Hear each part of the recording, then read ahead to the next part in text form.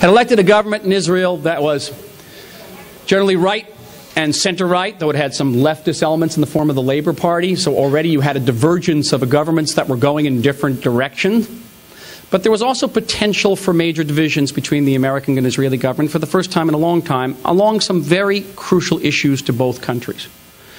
There was a question of the two-state solution, the creation of a Palestinian state that would serve as the homeland for the Palestinian people, live alongside the Jewish state of Israel in permanent peace.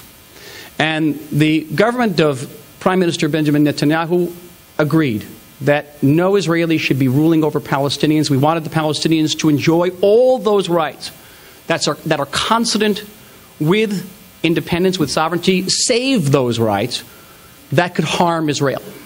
Basically, armies. We wanted the Palestinian state, if and when it came into being, to be a state that would recognize Israel as a permanent and legitimate Jewish neighbor, as we would recognize the Palestinian state as a permanent and legitimate Palestinian neighbor. Now, the Obama administration wanted to move very, very swiftly on this, was thinking there was some talk of a 2-year deadline, and we were concerned that these major caveats, the potential threat posed by this state, and that the two-state solution would not bring about an end of claims and an end of conflict would not be met. There was also the more specific question of the Israeli Jewish communities in what we call Judea and Samaria and what much of the world calls the West Bank. And there are, of course, deep divisions about these communities within Israel itself. But the fact of the matter is that a large segment of the Israeli public, and again, we are a democracy, views these lands as the inalienable patrimony, as the gift to the Jewish people. They literally are tribal lands. And no Israeli government had the ability or the right to give them up. Moreover, we're talking about several 100,000 citizens of the State of Israel who have normal lives. If you were to freeze construction in the city of Irvine, California, it would be very, very difficult. People have babies. They wanted to build a room for the baby. They wanted to build a nursery, a clinic. We held that they should have the ability to do that. The Obama administration, by contrast, wanted a utter, complete settlement construction freeze, both in the West Bank as well as in East Jerusalem. So there was a potential for a divergence there. And finally, and most potentially divergent, was the positions on Iran. The Obama administration came into office extending a hand to the Iranian leadership without preconditions in an attempt to induce by diplomatic means the Iranian regime to suspend the enrichment of uranium on their soil, to suspend what we all believed was an Iranian intention to create nuclear weapons that could threaten Israel and the entire Middle East. We were concerned about this. We would be concerned about this.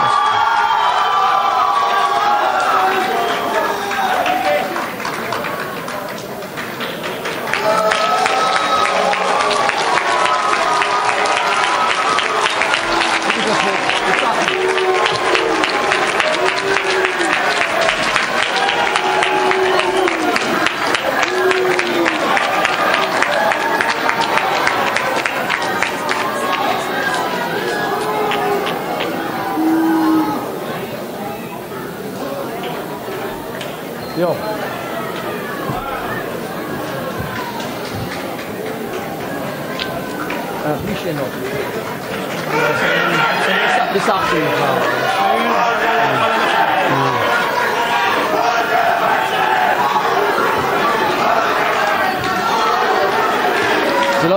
It's not over yet, by the way. It's over yet. We're going to meet guys Mark Sidington. Jeez, if I would have known that they would have left 38 questions, I could have gotten out of the way 20 minutes ago. Excuse me. Hi. I know that you're going to think this is strange, but I really wish they had stayed.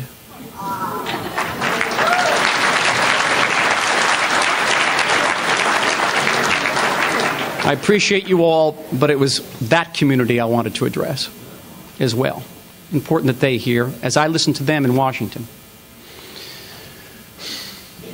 We were worried about the Iranian issue.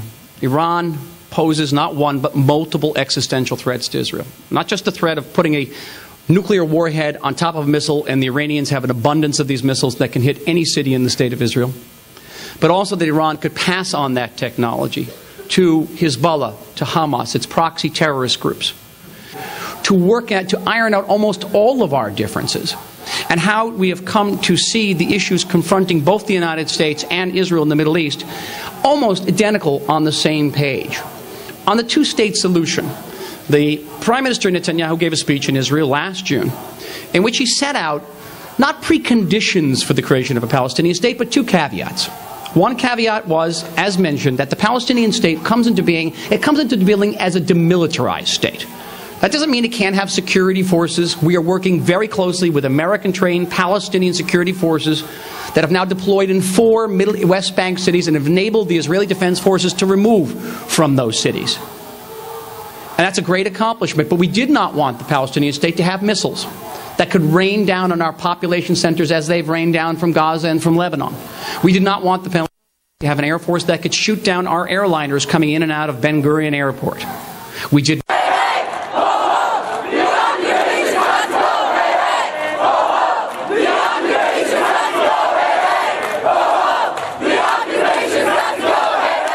What was going to happen to those who disrupted?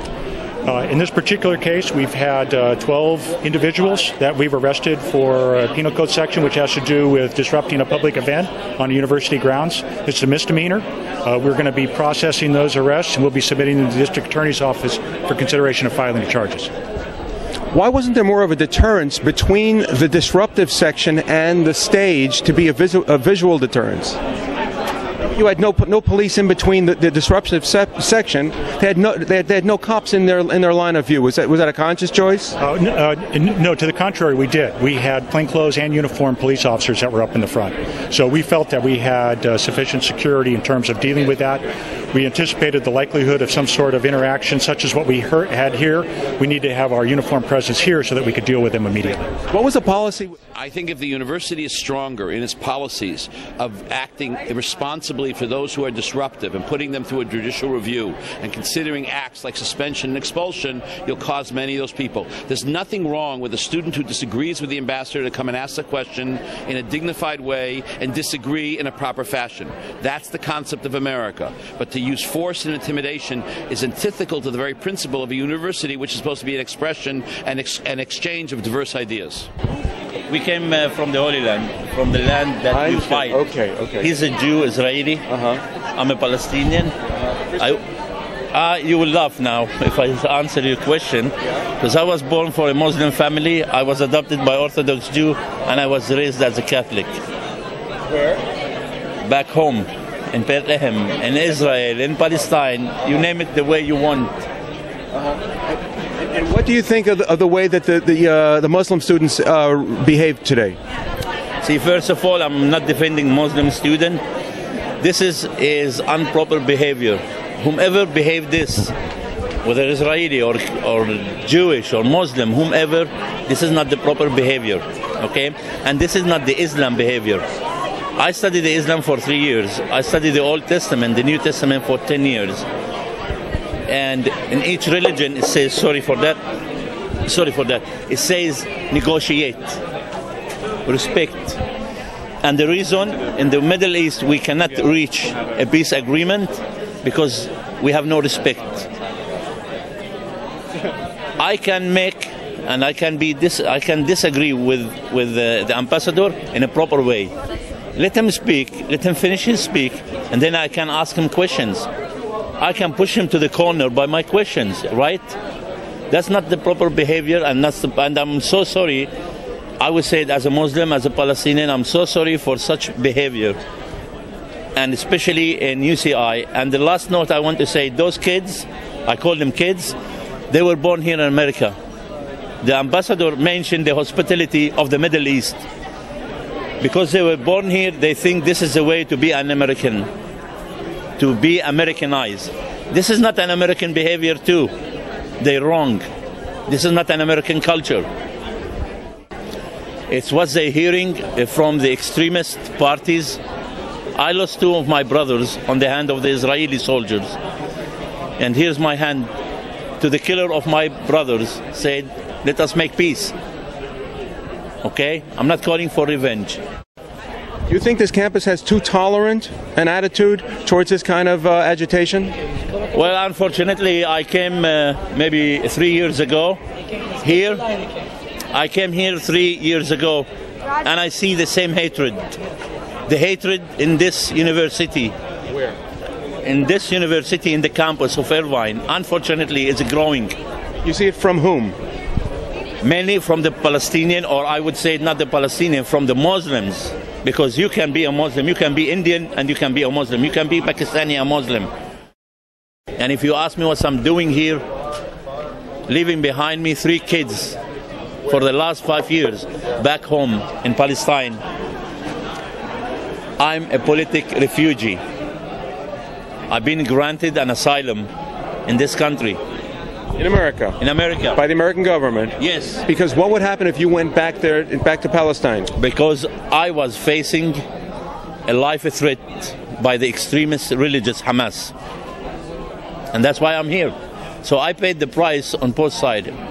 Israel killed my brothers, Hamas wants to take my life. Why is Hamas being so violent towards you?